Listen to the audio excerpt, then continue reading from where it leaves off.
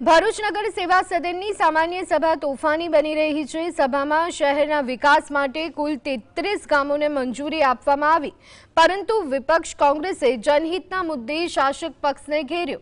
વિપક્ષી નેતાઓએ આક્ષેપ કર્યો કે સ્વચ્છતા સર્વેક્ષણમાં કરોડોના ખર્ચ છતાં ભરૂચ પાછળ ધકેલાયું છે। ડોર ટુ ડોર કચરા કલેક્શન સંપૂર્ણ નિષ્ફળ ગયું।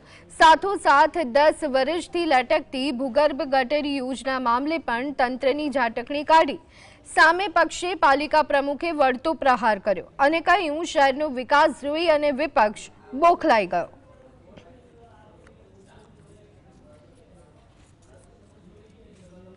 એમએલડી નો પ્લાન્ટ નાખવામાં આવેલો હતો કે ભરૂચ નગરપાલિકાનો જે ગટર યોજના છે એના દ્વારા સમગ્ર નેટવર્ક નાખીને 40 એમએલડી પાણી પહોંચાડીશું અને 40 એમએલડી પાણી આપ્યા પછી એને કોઈ કંપનીમાં અમે રિસાયકલિંગ કરી અને એને અમે વેચીશું અને 1 કરોડની વાર્ષિક ને પણ માસિક આવક નગરપાલિકાએ ઠરાવ દ્વારા સત્તા પક્ષે કરી હતી।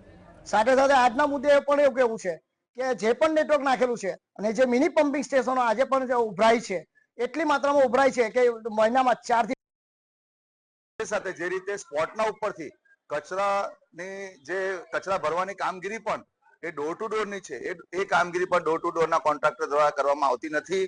એટલે નગરપાલિકા ખાતે આજે સામાન્ય સભામાં આનો જોરદાર વિરોધ કર્યો છે। કરોડો રૂપિયા આજે નગરપાલિકા કહી શકાય કે કરોડો રૂપિયાની ગ્રાન્ટ સફાઈ પાછળ ખર્ચતી હોય અને સ્વચ્છતા સર્વેક્ષણના અંદર પણ નગરપાલિકાએ રાત દિવસ મહેનત કરીને કહી શકાય કે છેલ્લી ઘડીએ રાત દિવસ કામ કરીને નંબરિંગ લેવાની કામગીરી જે કરેલી હતી એ પણ એમની નિષ્ફળ